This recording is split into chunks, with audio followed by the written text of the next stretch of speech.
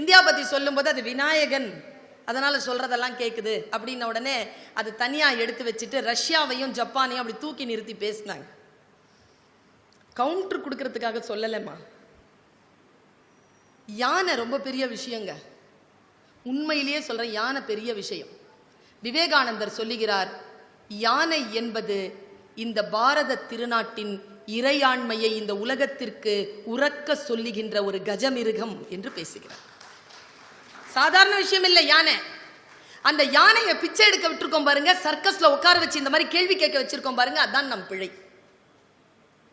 Dinosaur இல்லைங்க, யானை இருந்த காலத்துல டைனோசர் இருந்தது. இன்னைக்கு டைனோசர் இல்ல, யானை இருக்கு. என்ன காரணம் தெரியுமா?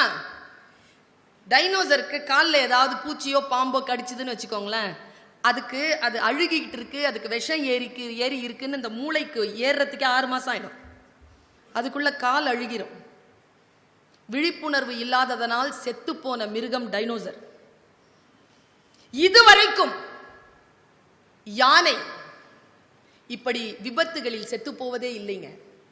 இல்ல, பசியில் செத்து போகும், நம்முடைய வன்முறைகளால் செத்து போகுமே தவிர விழிப்புணர்வு இல்லாமல் யானை செத்து போவதே கிடையாது. விழிப்புணர்வினுடைய உச்சம் யானை.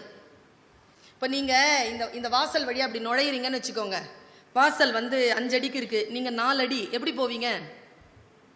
குனிஞ்சுதான் போவீங்க. ஏன்? அது 5 அடி இல்லை, நீங்க 4 அடி தானே. சும்மா போனாலும் இடிக்காத. ஏன்? அவ்வளவுதான் நமக்கு விழிப்புணர்வு. யானை மேல நீங்க உட்காந்துக்கோங்க, யானை உங்களை தலை இடிக்காம தாங்க கூட்டிட்டு போகும். அதுக்கு தெரியுங்க, அந்த ஆற அவ்வளவு அழகு, அதுக்கு அந்த கான்சியஸ்னஸ்ல இருக்கும் யானை. எனக்கு யானையில ரொம்ப பிடிச்ச விஷயம் என்ன தெரியுமா? இந்த பொண்ணு என்ன ஆரம்பிச்சு விட்டுருச்சு. எனக்கு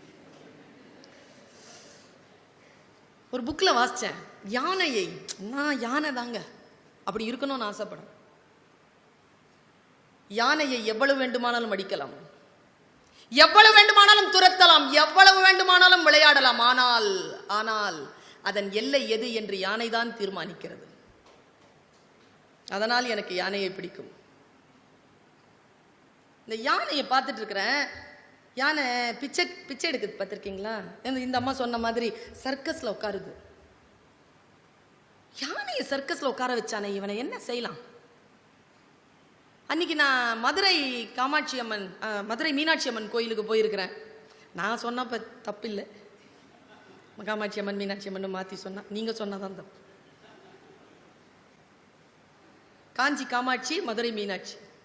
மதுரை கோயிலுக்கு போயிருக்கிறேன், உள்ள போகிறதுக்கான சூழல் அமையலை.